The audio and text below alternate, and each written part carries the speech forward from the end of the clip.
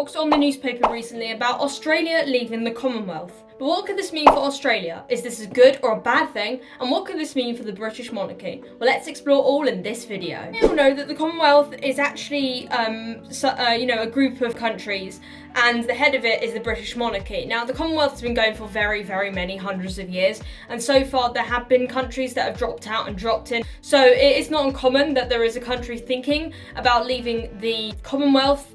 But Australia is a very important country, it's a very big country, and the British Monarchy has always had such strong relationships with the Australians. Obviously, there's been lots of talks. It's not uncommon for a country to think about leaving the Commonwealth. The Commonwealth has had countries leave before, and so this Australian sort of talks that are happening, that they're apparently wanting to leave the Commonwealth, is literally happened a week or so before the King and the Queen of the United Kingdom and the Commonwealth are expected to go to Australia. At the end of this week, the King and the Queen will be in Australia for their, I think it's about a week and a bit tour in Australia. And the King and the Queen and many members of the royal family have a close relationship with the Australians.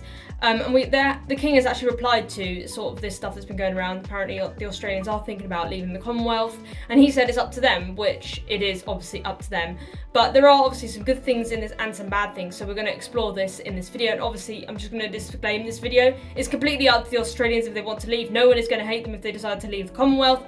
I'm just exploring what this could mean for the Australians and what this could mean for the British Monarchy. So the good things, the Australians and the British, and the British have had such a close relationship for many, many, many years. And I think will still remain a close relationship even if Australia decide that they want to leave the Commonwealth, because the King and the Queen have always had so many amazing memories. Their families have had so many amazing memories in Australia. So I don't think that Australia leaving the Commonwealth is going to stop the UK or the British royal family liking Australia, because Australia is a great country and I love Australia. I want to go one day, but I've not been. So it's not uncommon for a country to want to leave the Commonwealth. We've seen countries leave before, and the King and the Queen have obviously still maintained a really, really good and professional relationship with them, because at the end of the day, it's up to them if they want to leave or not. So let's start off with the good things that Australia might be thinking about, which might strengthen their argument of why they want to leave the Commonwealth. So obviously, when you're looking at Australia and what they might be looking at when they want to leave the Commonwealth, might be wanting independence, so they can make their own sort of decisions and not have a constitutional monarchy on top of them. They want to just be an independent country away from the British monarchy and away from the Commonwealth. Now, obviously, this is good for Australia because they'll probably be able to be an independent country, do stuff themselves and stuff like that. And some countries do like that, So this will mean that Australia will be making their own decisions entirely based on what the government or whatever wants, which the government actually runs Australia already. So leaving the Commonwealth isn't going to change who runs Australia, because Australia has a government like every other country. It's not going to change the way Australia runs, because again, the constitution, people forget the constitutional monarchy, the whole point of them is to be representative of that country. They are not supposed to be sitting there going, the King doesn't go to Australia and goes, this is what you do here, this is what you do here, makes 20 different rules, It just doesn't occur. The King goes there because, it's part of his Commonwealth, but he also goes there because he wants to explore and celebrate Australian culture, basically. That's why the King and the Queen and members of the royal family go on these tours. They do not interfere with the political stance of that country at all. They literally go to these countries because they want to get to know more about these countries and get to know what they're doing and how they're getting on and stuff. And it's all about learning about their culture and stuff, which they really, really enjoy.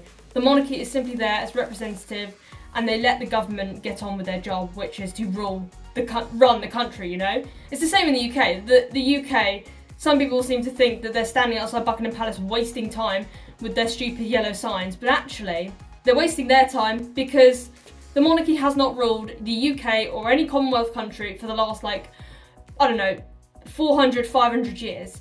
So people going around with their stupid sticks going, we want a republic, are not actually helping, because, they don't realise that even if they got rid of the monarchy, the country would still be run the exact same as it is now, except for we wouldn't have a monarchy. The government could basically do what they wanted, which is what some people think is good, but it's actually not good long term, because this country, especially the UK, would lose its culture, tradition, and stuff that makes it the UK.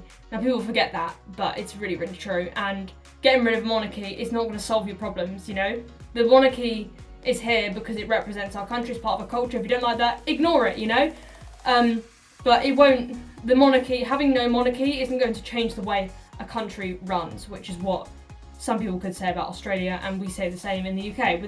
Without the English monarchy, it's not going to change the way the UK works. The UK will still run the way it's run for the last 500 years. If Australia do leave the Commonwealth as well, I think this will cause a bit of friction between the agreements that they have with all Commonwealth countries. Now, obviously, this could be a step forward or a step back for Australia, depending on how they navigate this new change for them if they do decide to leave the Commonwealth.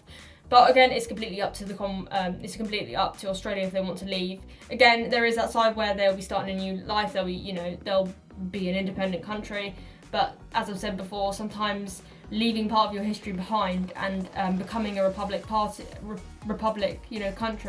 sometimes is not always the most seamless sort of thing that people seem to think, as I've said before. In regards to Republicans in the UK, they stand outside every single castle under the sun campaigning against wanting to remove the king out of office because they want a president, not realising that the UK is actually run by Keir Starmer at the moment. Keir Starmer is running the country, and he is running the country. It's not the king and Keir Starmer, or the king is forcing Keir Starmer to do this.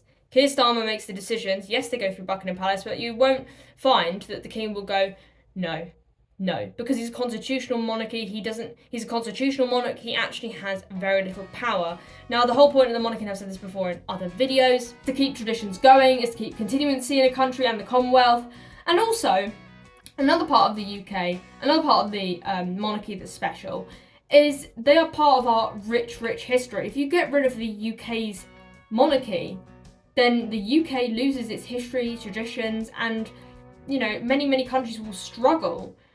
The UK in particular will struggle with their charities because you don't see Keir Starmer funding all these charities that the Prince and Princess of Wales or the King and the Queen are part of patrons, and they pay money into that charity to help support more people in the UK and across the Commonwealth.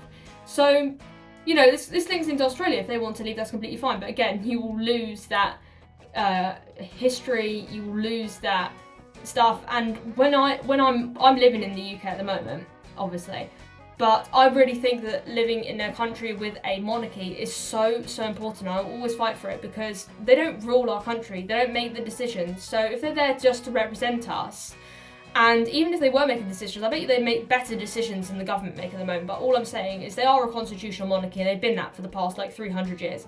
So, they've been that for the past 300 years. So at the end of the day, all these people wanting a republic, yes, it's fine for another country to leave the Commonwealth. But I think that it is good to celebrate a country's independence. But with regards to the UK, it's very important that we keep our monarchy because, they do so much for our country. Without the monarchy, we are done. We're the charities that are funded by the monarchy and, helping reach early years and mental health services are all run and funded by the monarchy. So without the monarchy, those are going to struggle, and then they're not going to be able to reach those people, which means that people with mental health issues or people with early years, they need, funding for early years. So the early years sector is helping make children for the future. And the government seem to forget about it, which is why the monarchy is so important. They don't just sit there in their throne room and go, we're just sitting here in our throne room with a crown on our head. That's literally such a misconception about the royal family. They are working with every single Commonwealth country. They're working with the UK in particular. They are working with so many of their charities, UK based or not, helping to make a difference across the world. And the UK, I as a UK citizen, are honoured to have the monarchy as our head of state because they do so much for our country. They do so much good for this country. And no matter what a Republican says to me in the UK, I will always I will always have an argument back to them. Because the people that are Republicans are not educated. They actually, if you ask them a question about the deep-rooted history of the UK, they would not have an absolute Scooby what you're talking about. Because many Republicans in the UK in particular don't understand that the monarchy is a very important part of this country, and their response back to it is Chessington World of Adventures makes more money than the monarchy. No, it doesn't. Because if you look at Kensington Palaces, Buckingham Palaces, and how many tourists come and visit them per year, if you put all them together, that's 20 times, sometimes 100 times more than what Chessington World of Adventures has made in the past 5 years. So the monarchy is very beneficial, not just for money, but they are also part of our rich history. If you've seen the video, if you like the video, smash the like button, also press subscribe, and we'll see you in the next video. Thanks for watching, everyone. Bye!